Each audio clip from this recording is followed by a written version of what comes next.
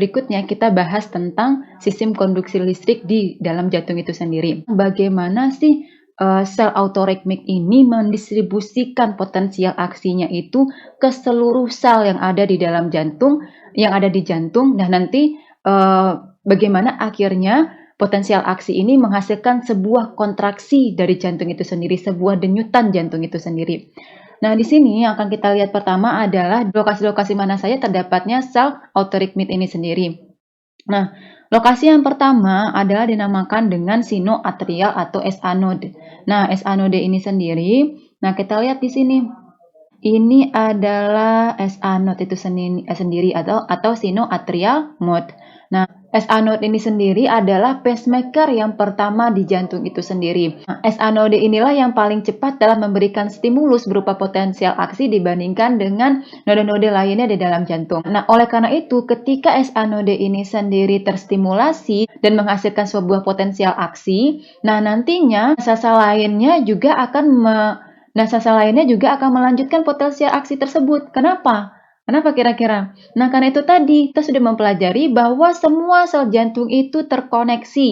Nah, tergabung atau terhubung dengan sebuah gap junction. Jadi antara sitoplasma satu sel dengan sitoplasma lainnya itu sendiri saling terkoneksi. Oleh karena itu, ketika SA node ini sendiri terstimulus, maka berubah membran potensialnya itu sendiri. Nah, oleh karena itu juga akan memberikan efek yang sama, juga akan menularkan potensial aksinya itu sendiri kepada sel-sel lainnya, kepada sel-sel berikutnya, seperti itu. Berikutnya, SA node ini sendiri, dia memiliki sebuah jalur. Kita bisa lihat melalui gambar ini sendiri, dia memiliki sebuah jalur yang akan mendistribusikan potensial aksi atau stimulusnya itu sendiri.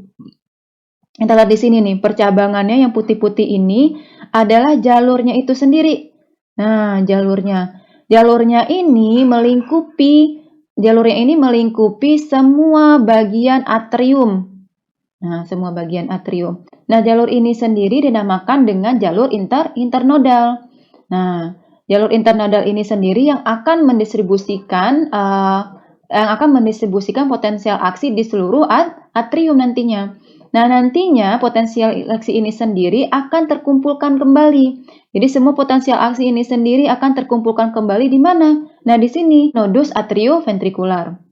Potensial aksi yang dikumpulkan di AV node ini sendiri nantinya akan dilanjutkan nih. Nah, akan dilanjutkan melalui bandel berikutnya, dinamakan dengan AV bundle. Nah, sama dia AV atrioventricular bundle. Nah, kalau ini tadi nodus, nah yang ini adalah bandelnya. Nah, bandel ini sebenarnya adalah perpanjangan dari nodus atrioventrikular yang memanjang sampai ke ini kan kita bisa lihat nih, ini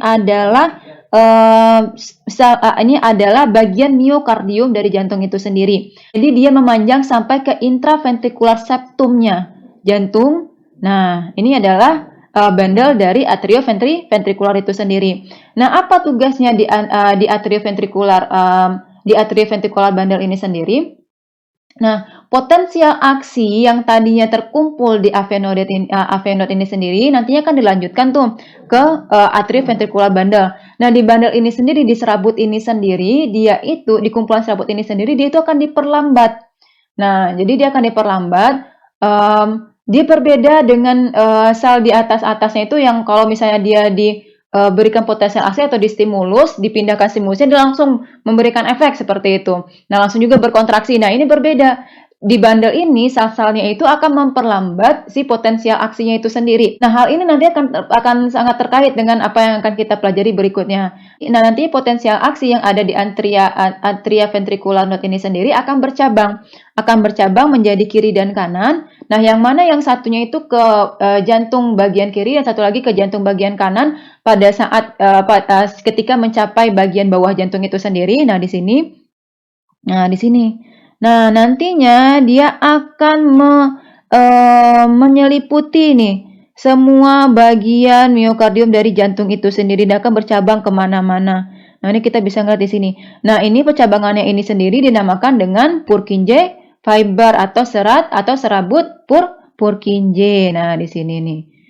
yang bakal menopang. Jadi serabut Purkinje itu kan dia kan bercabang tuh dari avenode itu sendiri, bercabang sampai ke bawah, sampai ke ventricle itu sendiri. Nah, nantinya percabangan ini akan bercabang lagi menjadi Purkinje fiber. Nah, Purkinje fiber ini yang seperti meliputi semua bagian bawah dari jantung, jadi ventrikel atau jantung kita itu sendiri. Hal ini membuat potensial aksinya itu sendiri dimulai nantinya dari bawah jantung. Jadi penyebaran potensial aksinya itu sendiri pada bagian ventrikel ini sendiri berawal dari bagian bawah jantung. Nah, kita tahu bahwa ventrikel ini, masing-masing ventrikel ini akan memompahkan darah kemana?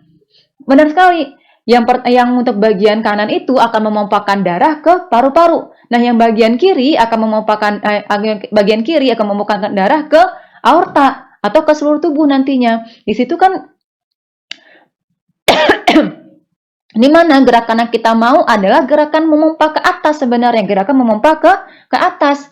Nah, oleh karena itu dengan struktur yang seperti ini hal itu dimungkinkan. Nah, bayangkan kalau misalnya serabut Purkinje ini tidak ada dan kontraksinya itu dimulai dari atas dan ke bawah menjalarnya, mendistribusinya. Tentu pompa yang kita inginkan untuk berarah ke atas itu tidak akan terjadi seperti itu ya. Nah, itu Masya Allahnya sekali. Lalu ada pertanyaan berikutnya. Kalau memang jantung ini sendiri tidak ada kaitannya dengan sel saraf ataupun dengan sistem saraf itu sendiri. Nah, bagaimana halnya ketika kita itu dalam keadaan waspada atau misal ketika kita itu dalam keadaan berbahaya. Nah, misalnya nih kayak keadaan gempa gitu ya, atau misalnya ketika kita berlari, tentunya jantung saya akan berusaha mensuplai darah ke seluruh tubuh lebih banyak sesuai dengan kebutuhan tubuh itu sendiri. Nah, itu bagaimana? Nah, itu siapa yang mengaturnya kalau begitu? Kalau misalnya kita hanya memang mengandalkan dari si autoritmit sel ini sendiri seperti itu. Nah, oleh karena itu kita bakal cari taunya di bagian laju jantung.